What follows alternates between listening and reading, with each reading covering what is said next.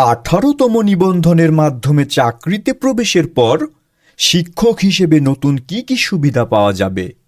আজকের ভিডিওর মাধ্যমে আমরা জানার চেষ্টা করব ষষ্ঠ গণবিজ্ঞপ্তি শেষে যারা নতুন শিক্ষক হিসেবে স্কুলে জয়েন করবেন তারা অন্যদের তুলনায় প্রথমেই কি কি সুযোগ সুবিধা পেয়ে থাকবেন।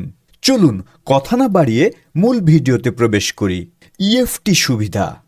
ইএফটি মানে ইলেকট্রনিক ফান্ড ট্রান্সফার, যা বাংলাদেশ ব্যাংকে অ্যাডভাইস পাঠানোর মাধ্যমে নির্দিষ্ট ব্যাংক অ্যাকাউন্টে প্রেরণ করার মাধ্যমে সম্পাদন করা হয়।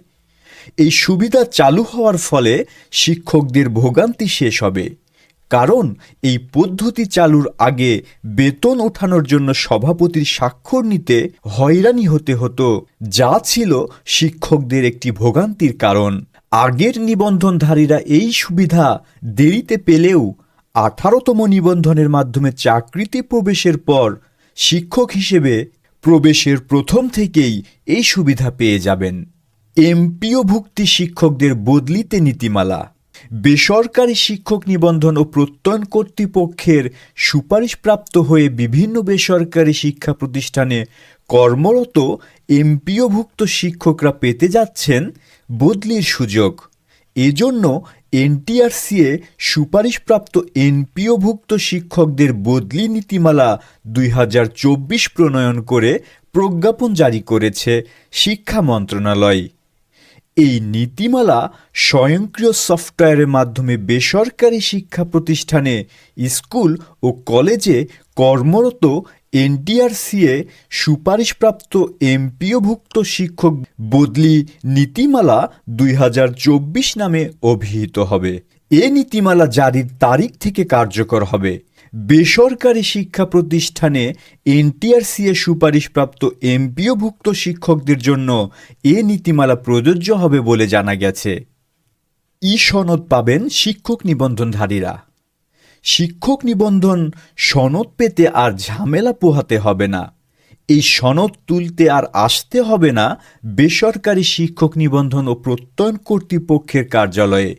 নতুন সিদ্ধান্ত অনুযায়ী অনলাইনে নির্ধারিত প্রক্রিয়া শেষ করে সনদ তুলতে পারবেন নিবন্ধনধারীরা। অর্থাৎ এনটিআরসি এর ওয়েবসাইটে থাকা লিঙ্কের মাধ্যমে নিবন্ধিত প্রার্থীরা তাদের ইউজার আইডি ও পাসওয়ার্ড ব্যবহার করেই ই সনদ ডাউনলোড করতে পারবেন।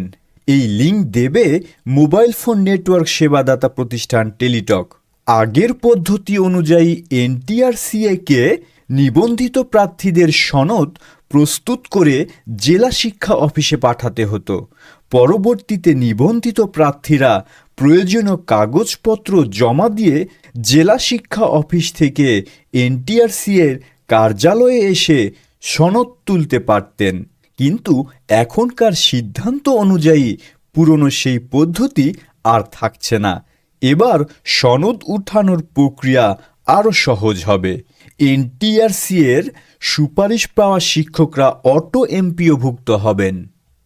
বেসরকারি শিক্ষক নিবন্ধন ও প্রত্যয়ন কর্তৃপক্ষের মাধ্যমে নিয়োগের সুপারিশ পাওয়া শিক্ষকরা অটো এমপিওভুক্ত হবেন।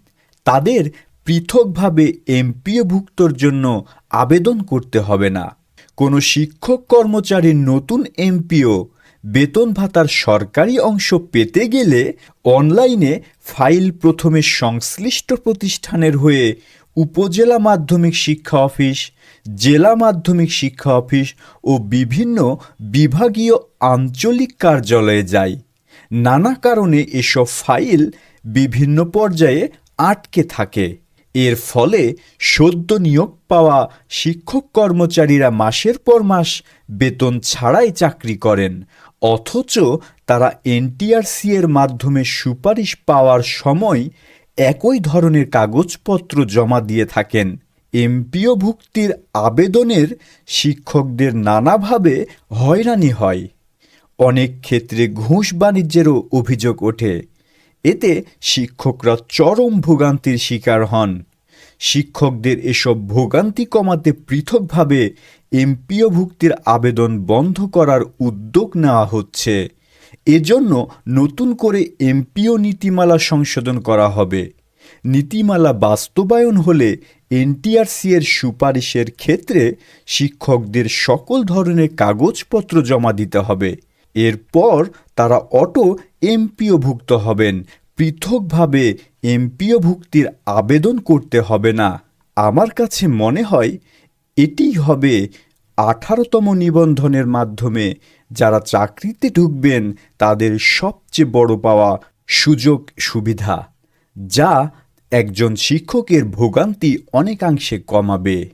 18তম নিবন্ধনের মাধ্যমে ষষ্ঠ গণবিজ্ঞপ্তিতে নতুন সকল শিক্ষকদের জন্য অনেক শুভকামনা রইল। ধন্যবাদ সবাইকে।